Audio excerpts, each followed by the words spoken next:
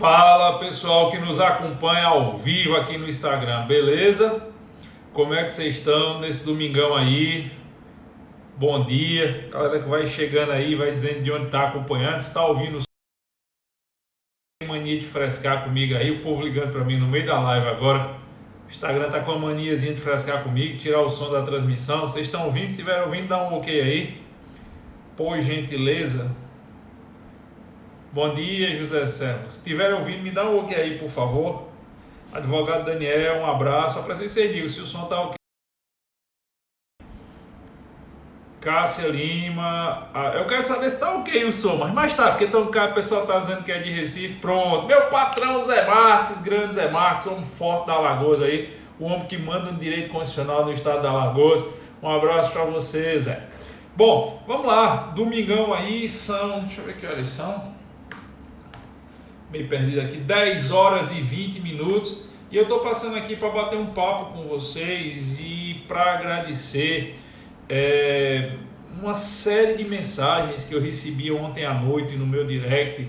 Eu acho que deve ter lá para mais de 500 mensagens novas no direct. Eu vou tentar responder todas, mas eu sei que eu não vou conseguir em tempo hábil responder todas, então eu fiz questão de vir fazer essa live aqui para fazer primeiro um agradecimento a todo mundo que mandou mensagem, um agradecimento a todo mundo que externou solidariedade, a todo mundo, enfim. Eu recebi muito carinho ontem pelo direct e eu não podia deixar de passar aqui para agradecer a vocês. E para explicar um pouco aí para a galera, muita gente me perguntando por que é que eu fiz aquela postagem ontem dizendo que não ia mais postar as boas notícias do dia, algumas pessoas não entendiam tal, então vou dar uma explicação para a galera aí, para quem quiser entender. Eu já faz quase um mês que a gente está vivendo esse problema aí de isolamento social, do coronavírus, enfim. Faz quase um mês que a gente está vivendo esse caos aí, está vivendo essa pandemia. E eu estava tentando sempre que possível, todos os dias ou quase todos os dias, eu estava tentando postar uma boa notícia do dia. Vinha lá, postava uma boa notícia e para poder postar uma boa notícia, normalmente ou eu recebi uma informação de fonte segura, de fonte fidedigna, ou então eu passava a madrugada lendo. Eu não vou mentir para vocês, eu já acordo cedo por natureza. 4h30 da manhã, 5 horas da manhã, eu já estou acordado. Talvez resquícios aí da época que eu era militar, inclusive hoje é o dia do Exército. Um forte abraço aí para todo mundo que compõe as Forças Armadas Brasileiras, seja da reserva, seja da ativa, por óbvio aí, um abraço especial aos R2 aí, de infantaria espalhados Brasil afora. E aí eu passava, tinha dia de eu acordar 2 horas da manhã, 2 e pouca da manhã, e eu vinha para cá. Esse aqui é o escritório da minha casa. Eu peguei um quarto do meu apartamento, montei um escritório, não sei se dá para mostrar para vocês. Aqui eu tenho, deixa eu ver se dá para mostrar para vocês. Aqui eu tenho meus livros, tal, os livros que eu gosto de estudar, aqui de literatura, enfim. E aqui é meu ambiente de estudo. Eu gosto de me trancar aqui. Deixa eu voltar para cá. Deixa eu voltar aqui.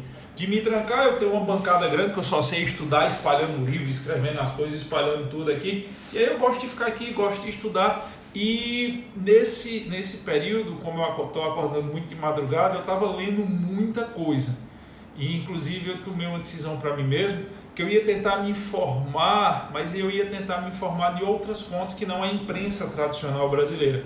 Eu não sou muito proficiente em inglês, mas eu consigo ler de forma regularmente em inglês, eu consigo ter uma certa noção, consigo ler um pouco também italiano, espanhol, e aí inclusive eu me tornei assinante de alguns jornais estrangeiros. Eu queria saber como é que o pessoal está pensando na Ásia, na Oceania, no Oriente Médio e tal. E aí eu sempre estava tentando pegar essas informações e trazer. E como eu conheço também muita gente, acontecia muito, mas muito mesmo, de eu receber por direct informações. Por exemplo, há uns 15 dias atrás eu recebi uma informação de uma fonte muito confiável sobre um protocolo que estava começando a ser usado pela Prevent Senior há uns 15, 20 dias. E aí eu peguei a informação, eu confirmei essa informação com 2 médicos que trabalham na Prevent Senior e postei. a informação. E que era uma excelente notícia. E a galera começou a denunciar a minha conta. Começou a dizer que não era, que aquilo não existia. Aí eu tive que pedir autorização ao pessoal de lá do jurídico para que eu pudesse mandar no direct para essas pessoas o protocolo que eu tinha recebido, que era o protocolo oficial. Aí eu fui lá para um bocado de gente, aí mandei no direct, aí o pessoal depois veio e disse, realmente é. Aí outra vez eu peguei, se eu não me engano, foi um estudo estatístico da própria Organização Mundial de Saúde, aí postei a informação. Aí o cara, não sei o que, tal, aí tava lá o estudo em Harvard, aí eu fui contar o passo a passo pro cara como é que fazia para se inscrever no banco de dados de Harvard. Você tem que mandar sua documentação acadêmica aqui do Brasil. Eu me lembro que eu levei 48 horas, 2 dias fazendo isso para poder ter acesso ao banco de dados. E aí eu fui percebendo ao longo do tempo que as pessoas elas estão muito, mas muito acostumadas mesmo simplesmente com replicar informações. Elas estão muito acostumadas assim, olha, qual foi o site que foi publicado? Foi o site do UOL, eu quero replicar exatamente como está no site do UOL. Foi no G1, foi no R7 e tal. E causa estranheza a algumas pessoas quando você vai atrás da informação na fonte. Eu conheço gente em todo canto desse país. Se você imaginar, você disser assim, Giovanni, você conhece gente eu quero que você me indique uma pessoa que seja perito tampa na Paraíba. Eu lhe indico logo umas 2, Suziara e Gabriela. Eu quero que você me indique um cara que seja diretor de um hospital de urgência de grande porte para trauma no Rio Grande do Sul. Meu compadre Francisco Beto, amigo de longa data de mais de 20 anos. Eu quero uma pessoa que cuide de combate à endemia na Amazônia, mas só serve se for uma pessoa que trabalhe no Pará. Oxe, meu compadre Reginaldo que é nascido na minha cidade, casou com uma paraense há 20 anos, foi para lá, e que eu tenho uma alegria enorme tê-lo como amiga há 40 anos, desde que a gente era menino. Estou dando esses exemplos para mostrar que a gente acaba conhecendo muita gente em muito canto. E essas pessoas também, que são pessoas que trabalham com proeficiência na sua área, elas acabam contribuindo com muita informação. E eu nunca gostei, mas nunca gostei mesmo, dessa história de ser um replicador de informações. Eu acho que quando você é um mero replicador de informações, você não está produzindo conhecimento, você vira um papagaio. Você começa a repetir o que os outros dizem, você começa a falar o que está todo mundo dizendo. Isso para mim está contribuindo intelectualmente com o quê? De que adianta tantas horas de estudo, de que adianta tanta leitura, de que adianta tanto tempo que eu passei na minha vida debruçado sobre livro para ser um mero replicador de opiniões dos outros. Então eu gosto de ir atrás das fontes primárias, eu gosto de conversar com quem está na linha de frente, e eu sempre tento pautar as boas notícias que eu dou com base nisso. Anteontem eu trouxe uma pesquisa da Febraban e da JP Morgan. Aí teve gente que denunciou a conta dizendo quem é a Febraban para dizer alguma coisa? É só a Federação Brasileira dos Bancos. Quem é a JP Morgan para dizer alguma coisa? É só a maior empresa de consultoria de investimento do mundo, que existe desde o século XIX. Só que as pessoas não leem, as pessoas não vão atrás, as pessoas só querem saber atacar. E aí todos os dias a galera estava denunciando meu Instagram, todos os dias estava denunciando o Insta. E assim, eu percebi que quanto melhor a notícia, mais raiva produzia. É uma coisa que eu particularmente não vou entender nunca, como é que as pessoas podem ir tão baixo na essência humana de ter raiva de boas notícias. E quando foi anteontem, eu já estava, hoje é domingo, quando foi quinta-feira, eu já estava pensando mesmo em parar com isso. Por quê? Porque eu recebi algumas mensagens no direct e assim eu notei que eram mensagens de pessoas muito conhecidas e basicamente as pessoas estavam me acusando de ser um irresponsável por não estar em pânico. E isso me chamou muita atenção, não vou mentir, eu estou acostumado com hater na internet, eu estou acostumado com doido na internet e tal, eu não vou mentir também, eu tenho uma dificuldade muito grande em bloquear alguém. Para eu bloquear alguém é preciso que seja, isso é um erro meu, é preciso que seja uma coisa muito séria, porque eu acho que um professor ele não pode querer tirar a liberdade de fala de quem quer que seja, mas tem gente que alopra demais e as pessoas começaram a me criticar e bater e me atacar porque elas achavam que eu tinha que estar em pânico. Tem gente que não aceita o fato de você não estar em pânico. Tem gente que não aceita o fato de você não estar amedrontado. E começaram a me chamar de irresponsável. Aí começaram, no dia que você tiver alguém seu em grupo de risco, no dia que você tiver alguém seu em linha de frente e tal. E aí você fica pensando se vale a pena argumentar com essas pessoas. Eu até pensei em argumentar que eu tinha todos os motivos do mundo para estar em pânico. Todos os motivos do mundo. Eu tenho uma criança pequena em casa. Minha filha tem 3 meses de idade.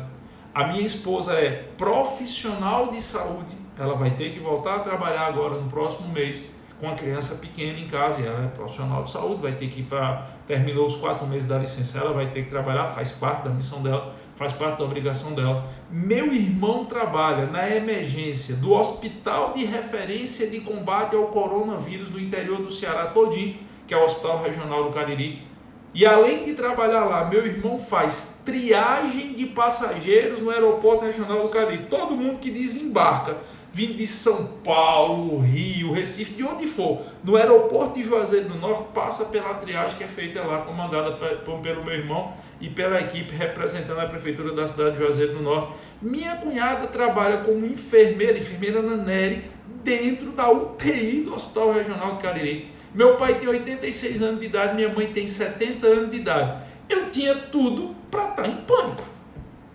Eu tinha tudo para estar alucinado. Eu podia estar em pânico de perder meu irmão, perder minha cunhada, perder meu pai, perder minha mãe, perder minha esposa. Enfim, eu podia estar em pânico. O problema é que eu venho de uma geração, eu estou ficando velho, eu vou para 44 anos, eu venho de uma geração onde a gente foi preparado, onde a gente foi educado para, se nós temos um perigo, nós termos prudência e não termos pânico. Eu venho de uma geração onde nos ensinaram que o medo ele serve de alerta, mas o medo não pode nos deixar dominar. Eu tenho um orgulho muito grande, mas muito grande mesmo, de ter começado minha vida acadêmica numa escolinha que na época, hoje é uma grande escola, na época era bem pequenininha na cidade do Crato, chamada Escolinha do Pequeno Príncipe. E eu tenho um orgulho muito grande de ter tido como primeira tutora intelectual uma pessoa que faleceu recentemente, saudosa memória, a Madre Feitosa. Quem é da região do Cariri aí conhece a Madre Feitosa. E eu tenho um orgulho muito grande de ter tido uma base desde muito cedo de valorização do conhecimento, de valorização da honra e de valorização da coragem. E aí, quando eu saí de casa aos 15 anos de idade, eu tinha 2 opções, eu tinha que enfrentar o medo.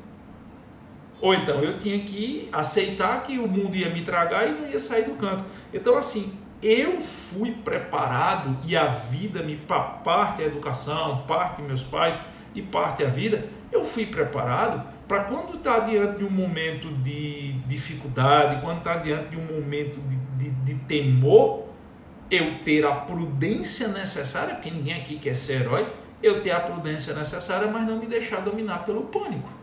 Eu ficava abismado, por exemplo, quando eu ligava a TV na Globo, que pelo amor de Deus, ninguém chega para dar uma mensagem positiva, uma palavra positiva, é só pânico, pânico, pânico, pânico, pânico, pânico. E aí eu achava que eu podia me insurgir contra isso.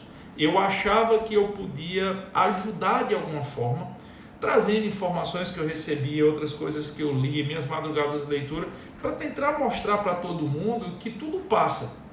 E que isso que a gente está vivendo agora é algo que a gente vai ter que aprender a conviver, como a gente aprendeu a conviver com a tuberculose, com a dengue, com a chikungunya, com a malária, e por aí vai, com a H1N1, a gente vai ter que aprender a conviver. O mesmo risco que minha esposa corre de pegar corona, ela corre de pegar H1N1, por exemplo, no trabalho dela. Mas o ódio que foi despertado ao longo desse tempo foi fora do comum. Eu já despertei ódio de muita gente, mas o ódio e a forma que foi despertada e os ataques, e aí começaram a atacar pesadamente minha conta do Instagram. E eu uso minha conta do Instagram para o trabalho. E eu comecei a ser notificado seguidamente pelo Instagram. Por exemplo, quinta-feira, um grupo lá de 8 ou 10 pessoas foram ao mesmo tempo no Instagram denunciar que eu estava pregando discurso de ódio. Eu não sei qual é o discurso de ódio que eu preguei, porque eu postei uma imagem do Exército Brasileiro na Praça de Boa Viagem dando comida aos moradores de rua. E disseram que aquilo era propaganda de ódio que eu estava postando. E como quem analisa as coisas no Instagram não é uma pessoa, é um algoritmo, é um programa de computador, o programa de computador entende que eu estou fazendo algo muito ruim. Então, por exemplo, eu passei 24 horas segunda-feira sem poder postar IGTV, punido pelo Instagram. Depois eu fiquei um tempo sem poder postar vídeo, punido pelo Instagram também. O Instagram começa a tirar seguidores e bloquear seguidores. E até que chega uma hora que ou eu fecho a conta ou eu perco a conta. De tão repetido que estava ficando isso. Eu não posso fechar a conta porque eu trabalho com isso. Eu vivo de internet. Então, eu tomei a decisão, até para não me prejudicar mais do que eu já estava sendo prejudicado, para não levar porrada. É uma coisa que eu normalmente não falo, mas eu cotidianamente recebo ameaça de morte, certo? Cotidianamente, no direct, e eu não vou levar essas ameaças de morte a sério. Por óbvio, se eu for viver com medo, eu não saio de casa, eu sou um reles professor. Mas assim, aumentou de uma forma as ofensas, as denúncias, a pregação de ódio, a campanha contra, assim, é como se a galera estivesse fazendo tudo para eu derrubar a conta do Instagram.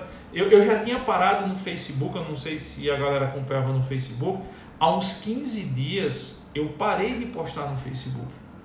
Parei de postar no Facebook, porque pura e simplesmente se eu postasse alguma coisa lá, eu postei boa notícia, teve uma notícia que eu postei, boa notícia do dia, começa a crescer o número de recuperados. Meu amigo, que teve de denúncia disso aí, o Facebook me notificou, eu passei 4 dias sem poder postar nada no Facebook, me arretei e parei lá, e agora eu parei no Instagram como forma de autopreservação. Aí tem gente que vai dizer assim, isso é covardia? Não, até porque um dos lemas da minha vida é que a história não perdoa covardes. Eu tenho 2 lemas da minha vida. A história não perdoa covardes e o outro lema é: se queres a paz, prepara-te para a guerra. Eu gosto tanto desse lema, se queres a paz, prepara-te para a guerra, que eu tenho ele tatuado aqui no meu braço. Eu tatuei, só que está em latim, né? Si vix pax para bellum, se queres a paz, prepara-te para a guerra. Porque eu acredito nisso, eu acredito que você só vai conseguir ter a paz se você estiver preparado para ir para a guerra. Só que o bom combatente, o combatente inteligente, não é aquele que vai enfrentar todas as batalhas, se ele sabe que não vai ganhar. Porque o que aconteceu? Eu ia perder minha conta do Instagram. Basicamente ia acontecer isso. É óbvio que a proporção assim, eu sou um grão de areia, mas por exemplo, Siqueira Júnior só não perdeu a conta dele do Facebook, a conta dele do Facebook foi bloqueada, o cara trabalha com isso, e ele só não perdeu a conta por causa de uma grande mobilização popular para recuperar. Os vídeos de Gustavo Lima foram retirados do YouTube por causa dessa patrulha do politicamente correto, por causa dessa patrulha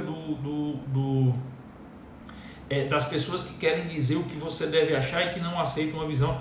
Eu fiz uma postagem, eu acho que foi quinta-feira, essa o Instagram não apagou não, tá no meu feed aí, aonde eu expliquei que o senso comum das pessoas diz que você vai tirar uma corra do fogo, você usa um pano molhado. E eu expliquei fisicamente, eu usei física, princípios elementares de calorimetria, para dizer que é melhor o pano seco.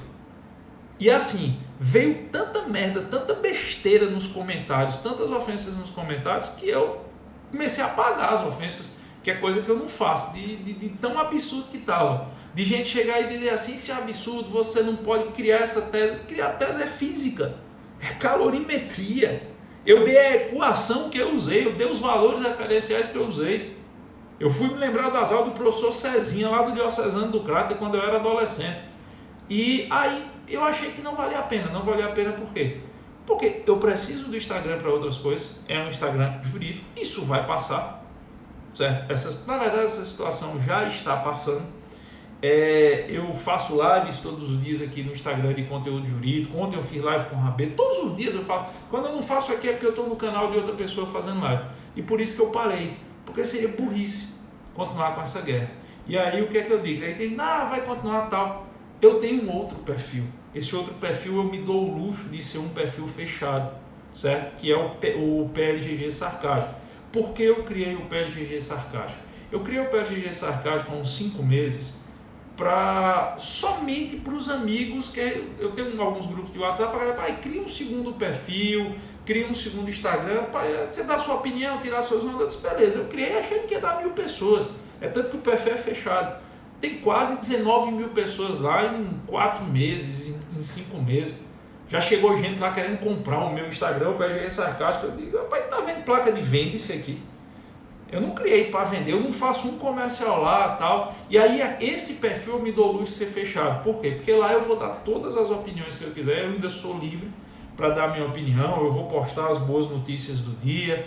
Lá eu não tenho nenhum temor em restringir o cara, porque quando o cara pede para seguir, ele está sabendo o que ele quer. Embora de vez em quando o cara vai lá, tira o seguidor, faz um perfil fake, o cara volta só para causar confusão, mas aí é confusão de hater, certo? E lá no PLGG Sarcástico, que é fechado, não tem nada a ver com o mundo jurídico, é para eu falar das coisas que eu acho absurda, eu quero falar das hipocrisias, eu falo, eu dou minha opinião, eu digo o que eu acho. Aí lá eu não vou ter nenhum tolimento como eu tenho aqui. Por quê? Porque aqui é um perfil profissional. Lá não, lá é como se fosse um perfil pessoal, entendeu? É como se fosse, aqui é um perfil profissional. Então eu vou continuar dando minhas opiniões, eu vou continuar dizendo o que eu acho, as boas notícias, tal, lá no PLGG Sarcástico, @PLGG Sarcástico, mas eu insisto, só siga o PLGG Sarcástico se você quiser ouvir o que eu penso. Se você não quiser ouvir o que eu penso, se você acha que lá tem que ser uma democracia, aonde, não, se eu não concordar eu vou botar para fuder, nem se der o trabalho, porque o perfil é fechado, ponto. Então, é por isso que aqui eu resolvi parar. Só que assim, antes de parar, eu tomei uma decisão.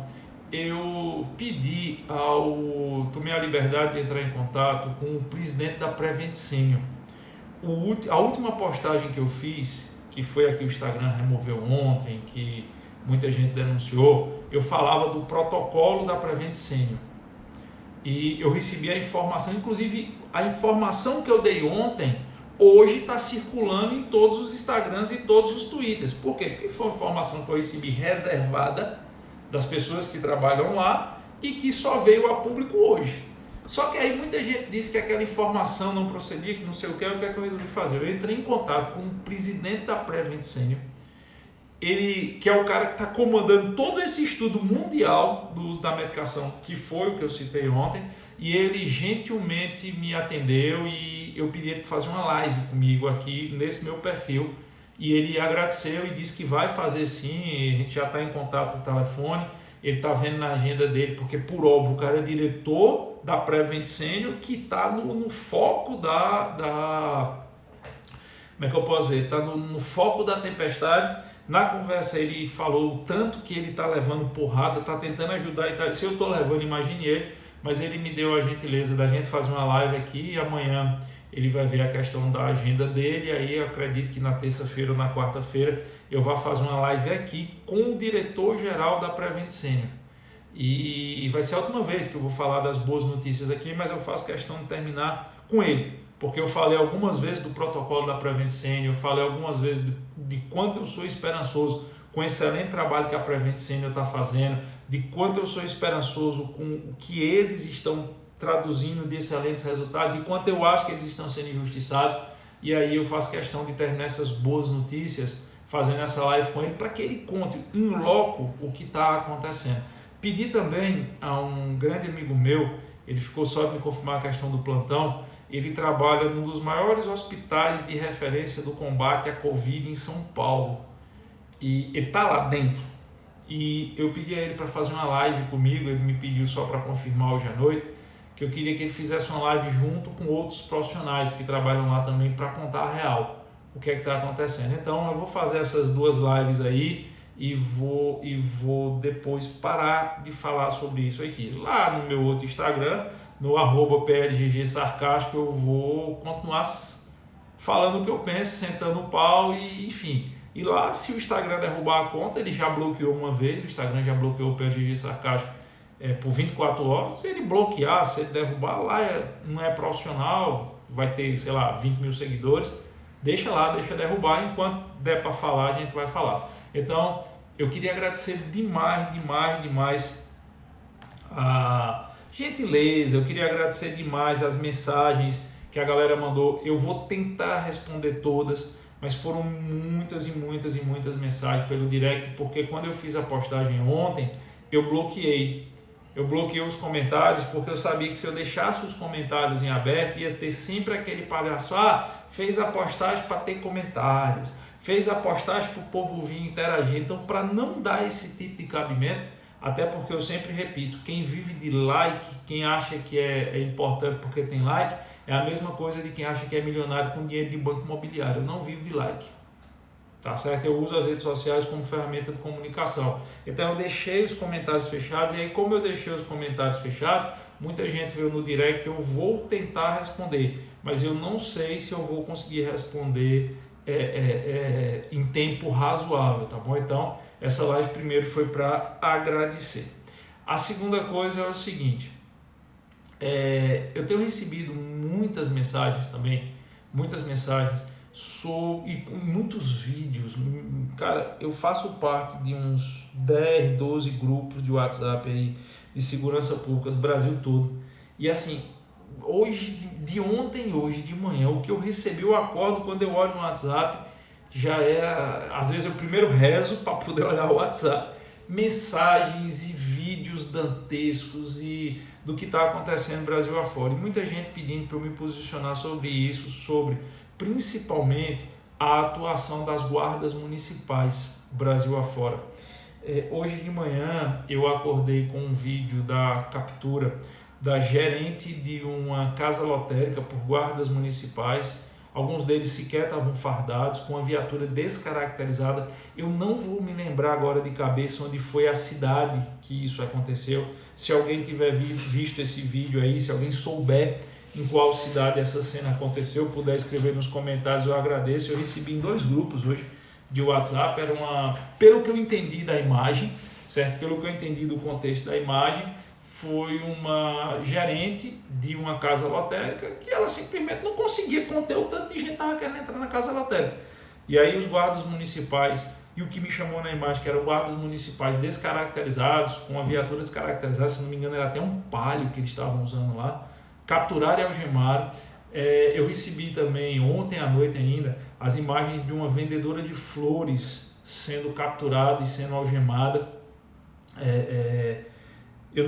Foi no sul do Brasil, mas eu não vou lembrar qual foi a cidade também. Se alguém viu aí, puder nos ajudar, eu agradeço. Mas ela estava vendendo flores e ela gritava quando estava sendo capturada: eu estou vendendo flor para comprar comida para o meu filho, eu estou vendendo flor para comprar comida para o meu filho, eu estou vendendo flor para comprar comida para o meu filho. Ela repetia isso me chocou muito.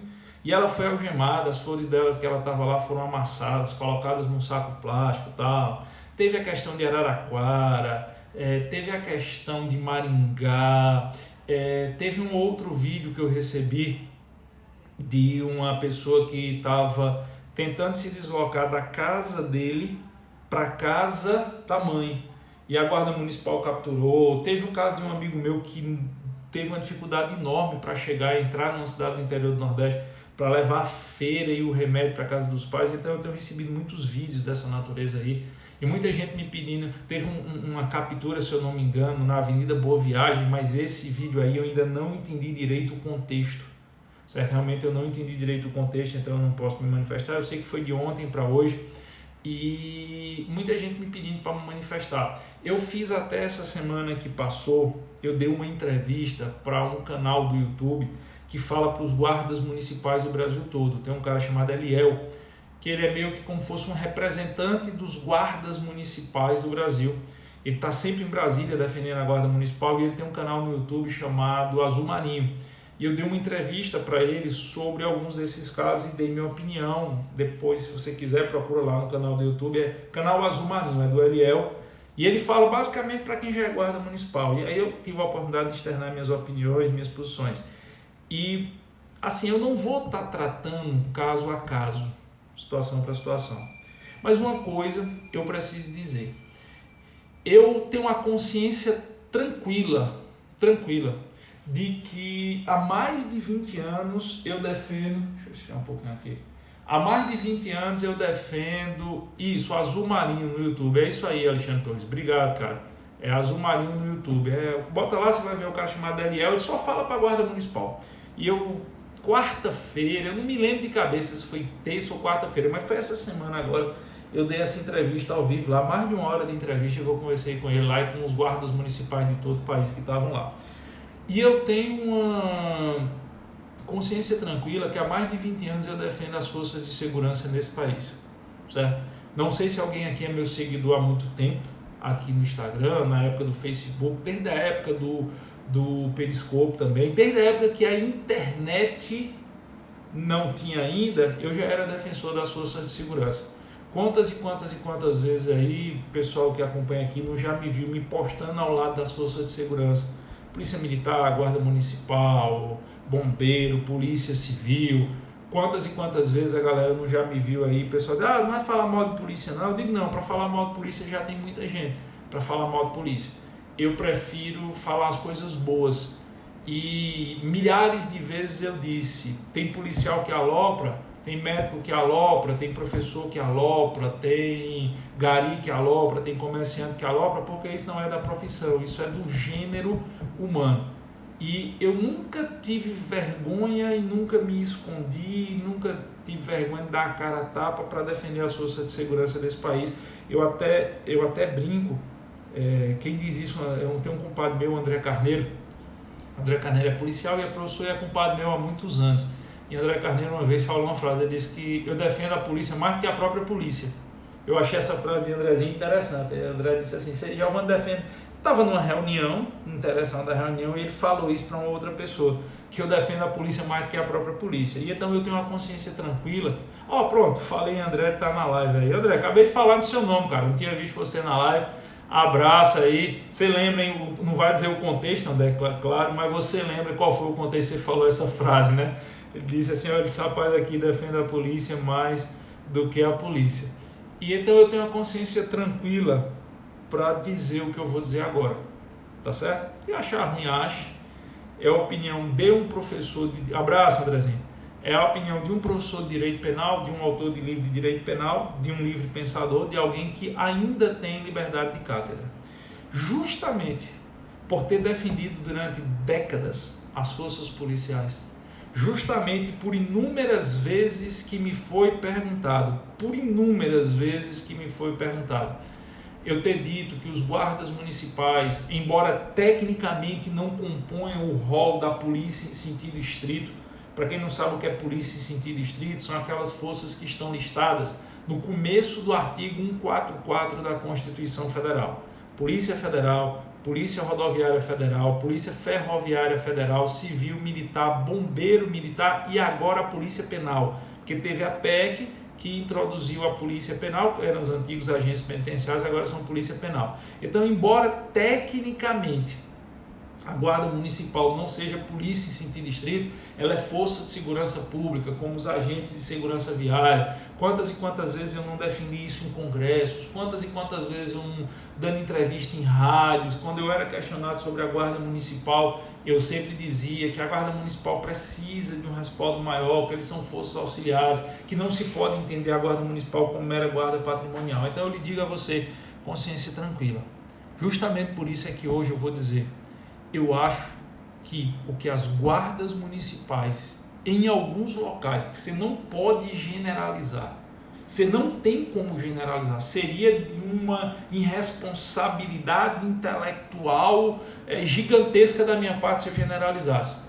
Mas o que algumas guardas municipais estão fazendo no Brasil afora é algo terrível, é algo dantesco. Eu não estou falando de uma alteração numa ocorrência envolvendo meliantes, porque eu entendo o serviço de rua. Eu sei que quem está na rua está submetido a estresse, eu sei que quem está na rua está submetido a tudo. Eu estou falando de abordagem de pessoas comuns. E eu estou falando de abordagens que são abordagens muito mais para dar exemplo ao cidadão comum, são abordagens muito mais para passar um recado de força para o cidadão comum do que efetivamente para garantir a segurança pública, a incolumidade pública. Você prender e algemar uma mulher que está vendendo flores e que grita desesperado porque estão amassando as flores dela, porque ela tem que levar comida para o filho, isso não é razoável. Isso não é minimamente razoável. Por mais que seja errado, que vá de encontro ao decreto, você capturar uma mulher que está sozinha numa praça, porque um repórter pediu, isso não é razoável. O que as guardas municipais estão fazendo em alguns estados é retrocedendo 30 anos no trabalho que foi feito de valorização das forças de segurança nesse país. Porque a pessoa comum, o cidadão comum, ele não diferencia guarda municipal, ele não diferencia polícia militar, para ele é tudo força de segurança, está tudo usando farda, é tudo como diz o homem comum, os homens da cadeia. O que algumas guardas municipais estão fazendo é retrocedendo todo um trabalho que milhares e milhares de homens e mulheres competentes e profissionais nas mais variadas forças de segurança desse país levaram décadas e décadas para criar no pós-ditadura militar. Você veja o nível de intelectualidade que a maioria dos policiais tem hoje. Galera, eu vou falar um fato concreto. Eu tive a oportunidade de estar com o professor André Carneiro na Academia da Polícia Militar de Paudalho. Certo? Paudalho é uma cidade próxima aqui ao Recife, deve ficar uns 60 km de distância de Recife, onde funciona o curso de formação de oficiais da Polícia Militar de Pernambuco. E eu tive lá, gentilmente convidado pelo professor André, com as duas turmas do CFO, certo? O curso de formação de oficiais, as duas turmas. E eu lhe digo, o aluno mais fraco daquela turma, o mais fraco, está entre os melhores níveis intelectuais de aluno que eu já vi na minha vida. E eu não falei com um, eu estive em sala de aula, não sei se André ainda está aí na transmissão, pode confirmar, eu estive em sala de aula acompanhando uma turma e acompanhando a outra turma. E o nível intelectual dos debates, o nível intelectual das discussões, e eu estou falando de um curso de formação de oficiais, os caras lá vão sair aspirantes ainda. Pronto, tá aí Carneiro, lembra disso, foi 2019, foi final de 2019.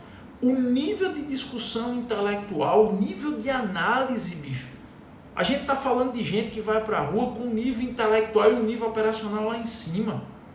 Eu tive agora uns 15 dias antes de estourar essa pandemia, logo depois do carnaval, eu estive em Goiás, a um gentil convite da Escola Superior da Polícia Civil do Estado de Goiás, gentilmente convidado pelo meu patrão Rimo Braga. Eu passei uma tarde toda com quase todos os delegados das delegacias da capital que foram convidados pela Escola Superior da Polícia Civil de Goiás. Eu estou citando esse caso da Polícia Civil de Goiás porque foi um dos últimos. Eu voltei de lá e uma semana depois, 15 dias depois, começou todo esse processo. E o nível de discussão que foi travado lá não é discussão rasteira não, é gente que pensa segurança pública em altíssimo nível. Essas pessoas levaram 30 anos. 30 anos. Está o Alexandre Torres, o oficial aqui, que disse que ministra aula na Academia de Segurança Pública do Estado do Ceará. Eu tenho certeza que aí no Estado do Ceará, Alexandre, você deve viver essa realidade também de um nível intelectual altíssimo dos seus alunos e, consequentemente, dos professores. Porque um professor tem que ter um nível intelectual alto para dar aula para alunos de nível intelectual alto. Então, existe hoje gerações já de homens e mulheres policiais que estão tentando mostrar uma nova cara da polícia, uma cara altiva, de garantidores da ordem, que não são meros capachos e nem meros caprichos de quem está no poder. Eu imagino como deve estar as Forças Armadas. Eu estive nas Forças Armadas há muitos anos. Na minha época o nível já era altíssimo. Eu sou de uma geração que estudou. Eu sou de uma geração que ralou, que ficava em cima do livro. A gente estudava química, física, biologia. Até hoje eu lembro de coisa de biologia, química, física, matemática que a gente estudava lá. E essa geração está aí nas forças policiais, está no Exército Brasileiro, está tentando mudar essa imagem há 30 anos. E o que algumas, eu friso, o que algumas guardas municipais estão fazendo é jogar por terra 30 anos. As guardas municipais, deixa eu ver se eu ainda tenho um tempo aqui, estão fazendo é simplesmente destruir a imagem que se levou 30 anos com base em muito estudo, muito esforço, muita dedicação de muita gente para ser criada. É isso. Não se justifica. Não se justifica. Eu falei várias hipóteses de procedimentos que podem ser adotados lá no canal do Eliel pelas guardas municipais para não fazer isso. Ó. O Tolon está dizendo assim, estão fundamentando no artigo 2008. Beleza, pode capturar? Pode conduzir? Pode. Mas imagina comigo, pega uma pessoa na rua, numa situação dessa, liga para a delegacia, fala com o delegado, doutor, a gente está aqui, o delegado pode fazer o TCO por portaria, não precisa fazer essa condução à força. E sabe o que é pior? Estão conduzindo cidadãos que não têm como se defender. Procura na internet aí, procura, para não dizer que eu estou fazendo apologia ao crime, não vou dizer o nome da facção, não vou dizer o nome da pessoa, mas procura na internet aí, as imagens do sepultamento de um traficante essa semana. Que aglomeração maior que aquela, porque é que ninguém chegou lá? Porque não vai conseguir dar conta. As forças de segurança, principalmente as guardas municipais, estão atuando contra quem é indefeso. Dá uma volta na tua cidade e vê se as bancas de bicho estão funcionando. O comércio não está não, mas dá uma volta na tua cidade e vê se as bancas de bicho estão funcionando. Por que não estão atuando lá? Porque não conseguem dar vencimento. É absurdo você ver o que essas guardas municipais estão fazendo. E sabe o que é pior? Não ache que esses prefeitos vão dar respaldo a esses guardas municipais, porque eles não vão. Quando tudo isso passar, que a imagem das forças de segurança estiver jogada à lama, os prefeitos vão querer distanciamento. Tu acha que o prefeito de Maringá vai apoiar os guardas municipais que participaram daquela ocorrência de Lava Jato? O prefeito de Maringá foi pagar a fiança do cara e dizer que os guardas municipais estavam errados. Sabe quando é que aqueles guardas municipais vão conseguir evoluir na carreira? Nunca mais. Tu acha que se o atual prefeito de Araraquara não for reeleito, esses guardas municipais que participaram dessa ocorrência vão ter respaldo? Não vão. Não vão. Nós estamos desvirtuando a imagem das forças de segurança desse país. Giovanni, você é negacionista? Não. Você acha que o corona não é sério? Não. Você acha que não vai morrer gente? Não. Vai morrer gente. Mas eu acho que o pânico que está sendo criado e a forma que esse pânico está sendo usado para justificar ações absurdas, principalmente das guardas municipais, é irrazoável. É irrazoável. Giovanni, mas é porque o serviço público de saúde vai ficar lotado. O serviço público de saúde era lotado, criança. Será que a gente só começou a ver as imagens do serviço público de saúde sem prestar agora? Desde que eu me entendo por gente, é pessoas no chão, nos hospitais, em macas do SAMU, porque o Estado não consegue dar conta. O Serviço Público de Saúde nunca prestou. E ainda, mesmo com todas as dificuldades, o SUS consegue dar uma capilaridade muito maior. Os Estados Unidos hoje estão se ressentindo de não ter nada parecido com o SUS. A Itália está se ressentindo de não ter nada com a capilaridade do SUS. Por todos os erros e equívocos, graças a Deus que a gente tem o SUS. Por todos os erros e equívocos, graças a Deus nós temos o serviço de saúde público no Brasil. Por pior que ele seja, mas ele sempre foi sucateado. É ruim com ele, pior sem ele. Será que é de hoje que falta UTI? Será que é de hoje que as pessoas morrem à míngua? Não é. Será que é de hoje que as pessoas morrem por tuberculose, porque não conseguem fazer uma cirurgia de pancreatite, porque tem uma sepsemia, porque falta material para limpar o bloco cirúrgico? Não é. Será que é de hoje que as pessoas tombam em porta de hospitais com dengue, com chikungunya, com zika? Será que é de hoje a crise da microcefalia por causa da zika? Será que é de hoje? Não é. Só que na época não criou-se esse pânico, embora o sistema de saúde já estivesse superlotado. O que se critica hoje é que o pânico está sendo usado por N motivos. Eu vou lhe dar uma opinião muito pessoal mesmo. Sabe o que faria todo esse pânico que está sendo criado diminuir?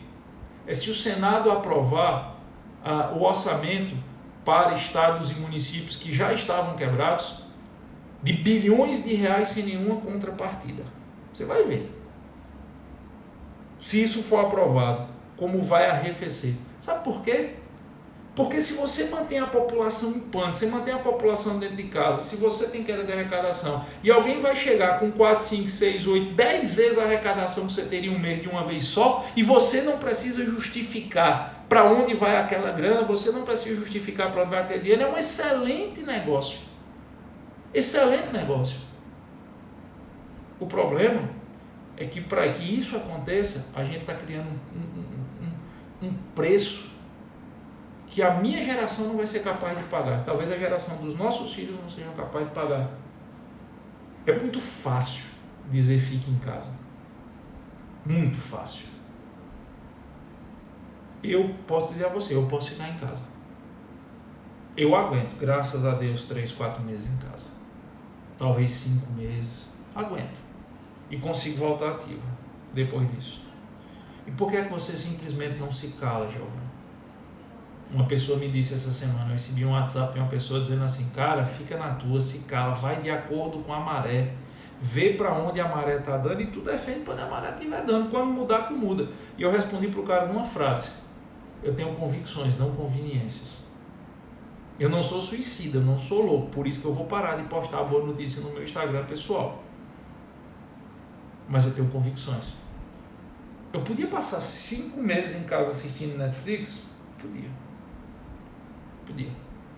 Se Deus o livre e guarde minha empresa fechar, eu consigo arrumar emprego em outras empresas daqui a pouco? Acredito eu que sim. Até pela quantidade de gente que eu conheço, acredito que sim. Que se eu precisasse trabalhar em outra empresa, eu conseguiria. Rogo a Deus que possa. Mas será que é certo a gente que pode falar para algumas pessoas? Eu falo para um público selecionado, que é o público do direito, pouco jurídico.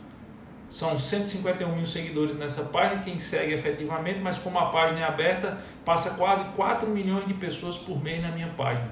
Quando eu faço aquele relatório mensal que o Instagram dá, agora no mês de março, eu fiz muita postagem, estava muito tempo em casa, usuários únicos, perfis únicos, foram 4 milhões 280 e tantos mil.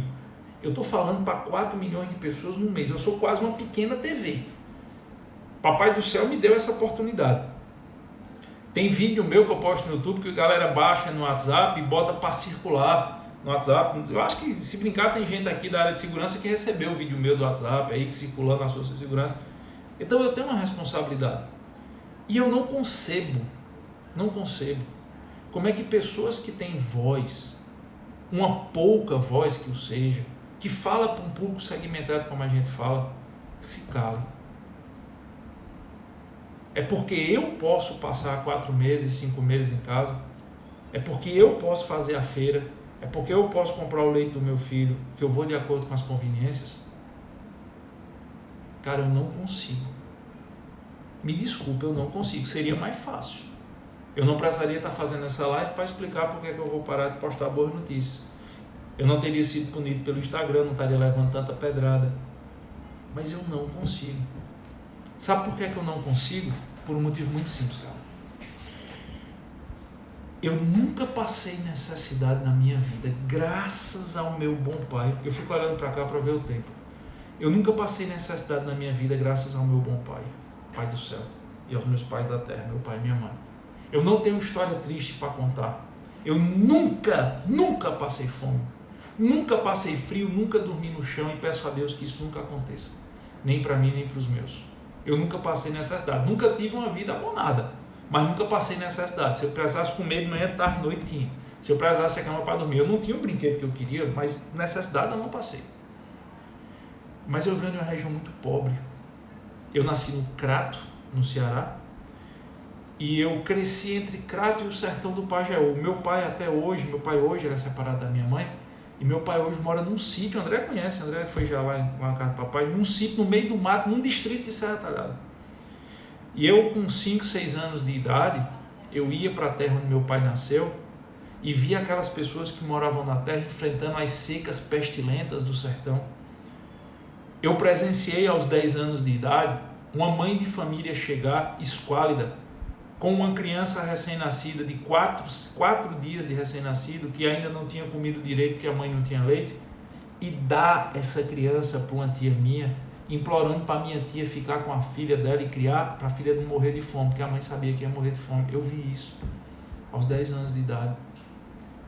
Eu vi gente andando pelas pistas do interior do Nordeste, pelo sertão do Nordeste, sem ter uma casa para ficar, arrastando um filho, estirando a mão para quem passasse, para caminhoneiro que passasse.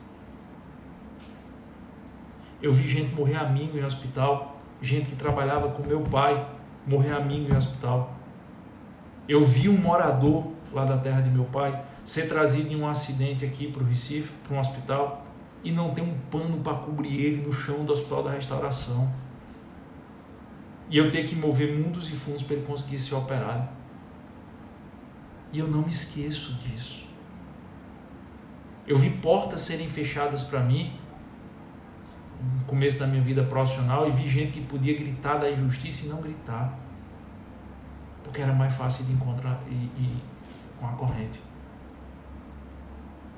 Eu vejo até hoje, minha mãe, que é aposentada, que está dentro de casa, ela faz enxoval, fraldinha, pega pano de tecido, fazer fralda, para doar para mães de família que tem filhos e que saem do hospital sem ter um pano para enrolar o filho, tamanha a miséria. Mamãe faz isso até hoje. Como ela está aposentada, ela fica lá, a tarde dela cortando pano, fazendo enxoval. Eu vou me calar? Bicho, isso não é razoável. Eu não consigo. Eu queria conseguir, mas eu não consigo. Eu não consigo. Sabe por quê? Porque quando eu recebo uma ligação de um amigo que saiu do interior comigo, fez o curso dele superior, começou a trabalhar na garagem de casa, ele e a mulher, vendendo coxinha, e foi criando sua empresa, a ponto de chegar e ter 200, 300 funcionários, pai de família, e o cara ligar para mim chorando, para desabafar, dizendo: Giovanni, eu vou demitir quase todo mundo. E eu digo: tu vai fazer o quê? Pedir a Deus que quando for depois disso apareça alguém para comprar as máquinas que eu tenho, para eu poder voltar a fazer coxinha na garagem. Bicho, tu virar para um cara desse e dizer: fique em casa, e eu digo: e tu vai fazer como com teus funcionários? Ele disse: cara, eu vou demitir e depois Papai do Céu vai ajudar eu a pagar a rescisão. Se para outras empresas pararam de pagar os boletos. Parou de entrar dinheiro. Aí ele disse: botei meu carro à venda, não tem quem compre. Porque ele queria para vender o carro, pelo menos para ir amenizando. Não tem quem compre o carro. Tá aí. O carro dele vale, sei lá, 80 mil, ele está vendendo por 60, não tem quem compre. Meu pai tem morador lá que trabalha por diária. Vai para a cidade e trabalha por diária descarregando caminhão, mexendo em cimento, pintando muro. Sabe como é que meu pai está fazendo? Dividindo a feira. Só que a feira do meu pai já está acabando. Eu tenho que ir lá levar de novo. E sabe o que é que essas pessoas dizem? Diz: Giovanni, eu vou fazer o quê? Então, não é ser negacionista, não é ser irrazoável, é entender que a dor se manifesta de muitas formas. E quando eu vejo um guarda municipal fazendo isso com uma mãe de família que está vendendo flores, porque tem todo o simbolismo envolvido para alimentar um filho, e essa mulher ser algemada, bicho, isso dói o coração. Quando a gente sabe que as bocas de fumo estão funcionando, isso é dilacerante, principalmente porque vem de uma força de segurança que eu tanto defendi ao longo de tanto tempo. Principalmente porque vem de uma força de segurança que ao longo de tantos anos eu fiz tanta questão de defender. E as pessoas se calam. As pessoas tomam isso como normal. As pessoas tomam isso como aceitável. Porque afinal, o pânico justifica tudo. E é por isso que eu não me permito entrar em pânico. Porque se eu entrar em pânico, eu vou ser mais um que vou achar que isso é razoável. eu vou ser mais um que vai justificar essa situação.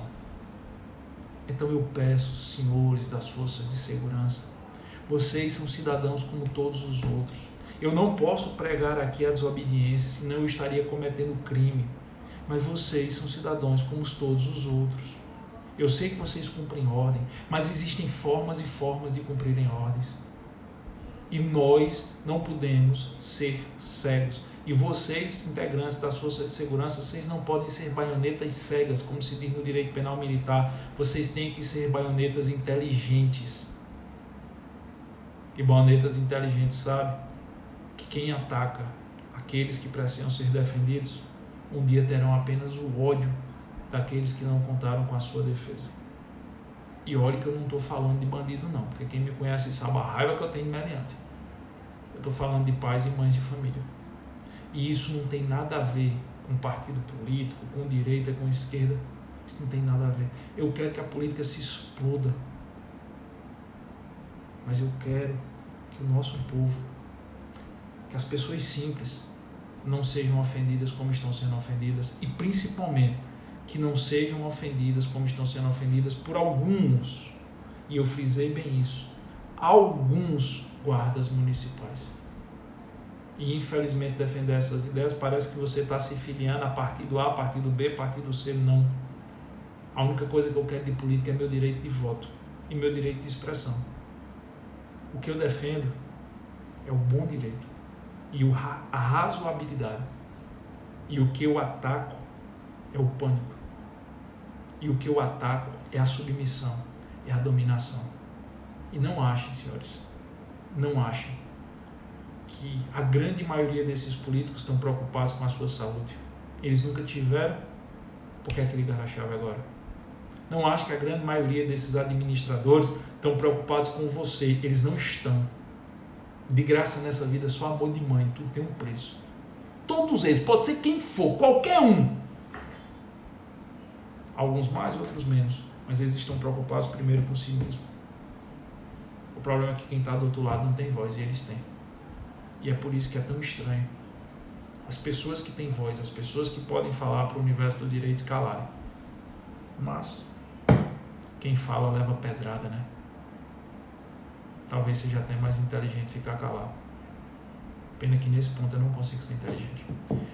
Então, muito obrigado pelas mensagens carinhosas que vocês mandaram. Muito obrigado pelo apreço. Desculpa o desabafo, mas eu tenho que falar isso, é que eu não sei se eu vou conseguir responder a todas as mensagens. Vocês tenham um domingo iluminado aí. Que o Papai do Céu abençoe demais vocês. Que vocês possam conseguir boas notícias sempre. Quem quiser continuar escutando as minhas opiniões, quem quiser continuar escutando as boas notícias, segue lá o PADG Sarcástico. Tem que mandar o convite, depois eu autorizo. E é isso. Que o domingo de vocês seja um domingo de paz, seja um domingo de tranquilidade, que a semana seja de muita luz e que o mais breve possível a gente possa retomar uma mínima normalidade na nossa vida cotidiana e que as pessoas que agora já sofrem muito, elas possam ter algum tipo de amparo. Beleza? Valeu, galera. Abraço.